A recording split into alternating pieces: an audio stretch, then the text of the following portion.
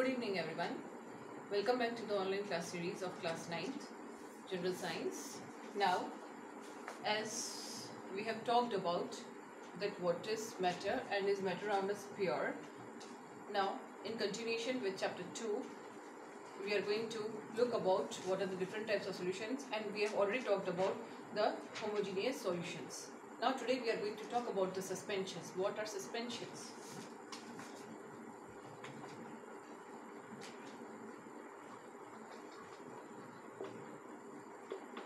Again, to revise the activity, first we have to take a beaker, and in this beaker we have to take certain amount of water. Now add chalk powder, or you may take flour, or you may take soil and add a certain amount of these to the water. Hence, for example, we have taken the chalk powder and we have added it into the water. This is the beaker. Now what happens? What do we see? We see that the particles of chalk powder, they remain suspended in the water throughout the medium. Then again we can very easily differentiate between the particles of the chalk powder as well as the particles of water. Then if we leave it undisturbed for a certain period of time, what do we observe? That the particles of the chalk powder, they start settling down at the bottom of the beaker. Now if we want to filter them, we can easily filter them through the filter paper, and if we pass a beam of light through this solution, then the beam of light gets scattered due to the big size of the particles of chalk powder. Hence, these type of solutions, they are said to be the suspensions. Then what are suspensions? Suspensions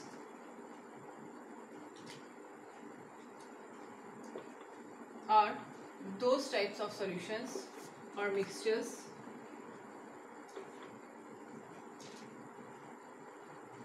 in which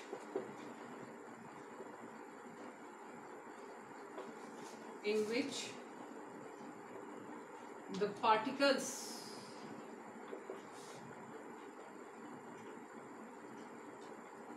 of the solute remains suspended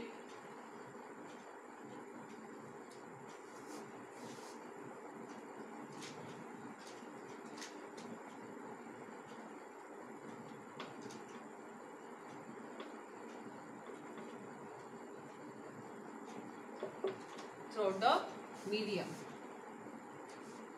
These type of solutions, they are said to be the suspensions. Now talking about what are the properties of suspensions.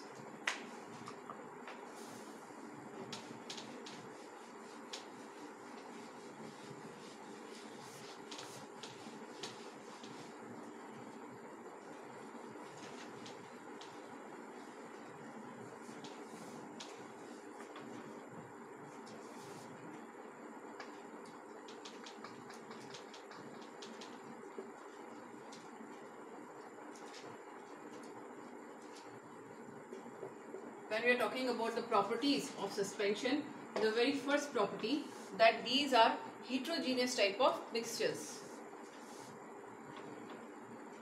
They are heterogeneous type of mixtures.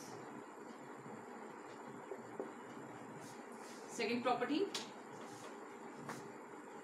the particles of the suspension are large enough so that they can be very well seen with the naked eyes.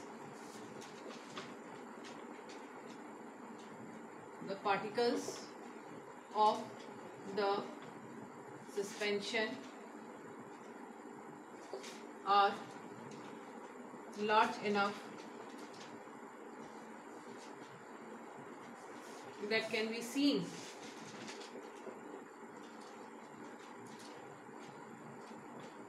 by naked eyes. Then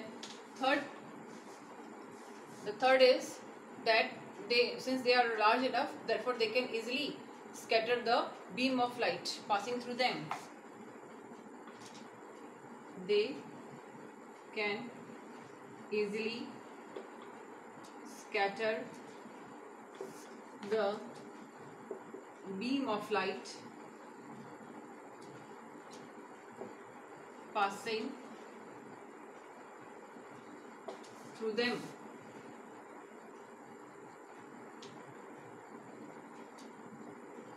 The fourth point is, if left undisturbed, the particles settle down at the bottom of the beaker. The particles settle down at the bottom of the beaker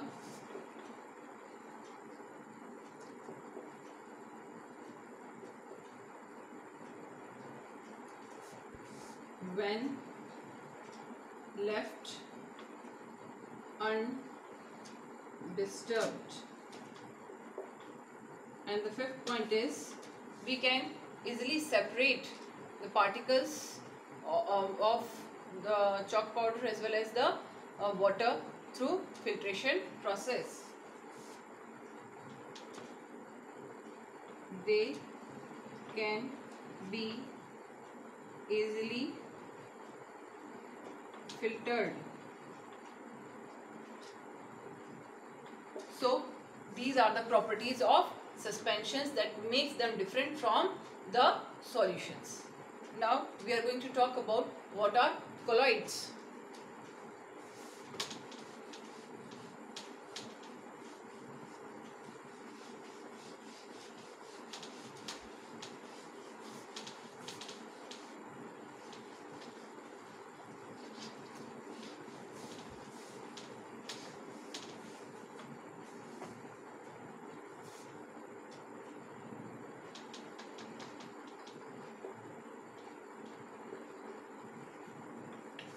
Again, to recall our activity, we have to take a beaker. Again, in this beaker we are going to put certain amount of water, and in this water we are going to add certain amount of milk. What do we observe? That it appears to be a homogeneous type of mixture or a homogeneous type of solution, because the particles of the milk are so small that we cannot see them through the naked eyes, that they appear to be homogeneous, but they are heterogeneous. That is, they do not dissolve between the particles of water. The other thing that we observe is that since these are too small, they do not settle down at the bottom of the beaker. Now the third thing that we can observe is that they cannot be easily filtered, that because of the small size of the particles of the milk. Now the fourth thing is, though they are small, but they are smaller in size as comparison to the suspension, but they are large enough to scatter the beam of light passing through them. So again, when we are talking about the properties of the colloids,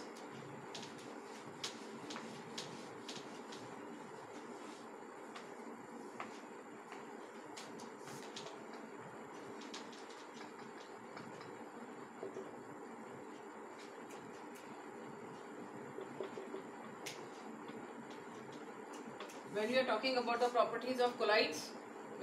about the properties of colloids, the very first property is they are heterogeneous in nature, or they are heterogeneous mixtures.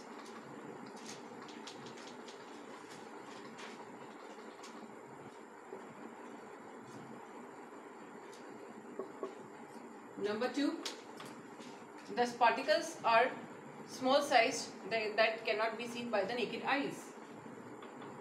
The particles are small sized, that cannot be seen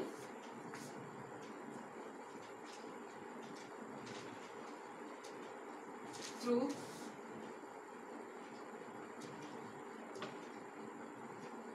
naked eyes. Then third, the particles, since they are smaller in size, therefore due to density gradient they do not settle at the bottom of the beaker.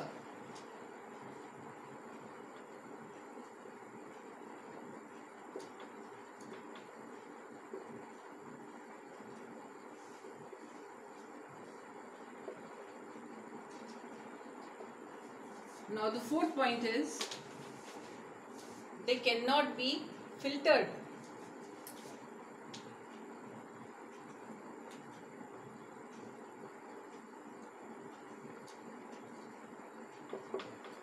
The fifth point is, though they are smaller in size, but they are large enough to scatter the beam of light passing through them.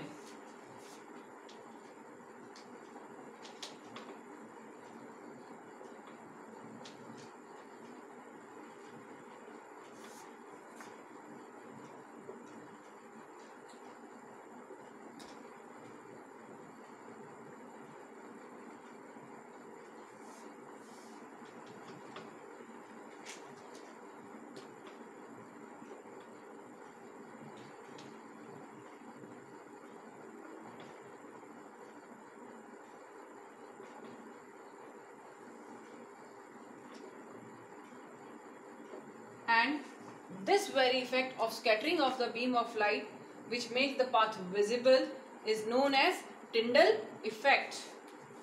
And this process is known as Tyndall effect. Now we are going to talk about Tyndall effect. Thank you.